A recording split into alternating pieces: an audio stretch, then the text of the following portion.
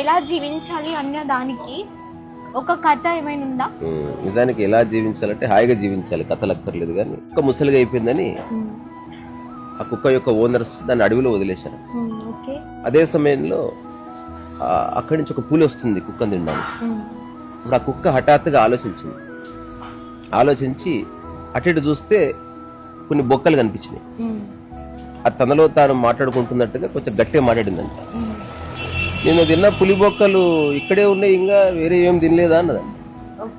అనేసరికి ఆ పులికి భయమై పారిపోయిందంట.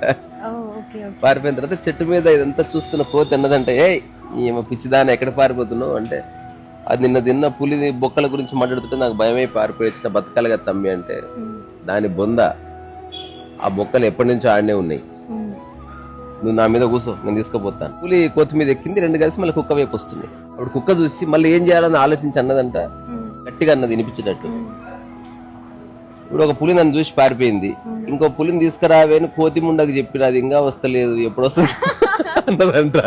అనేసరికి కోతిని ఒక్క దెబ్బ కొట్టి పులి పారిపోయిందంట. కోతి కుయ్య కుయ్య.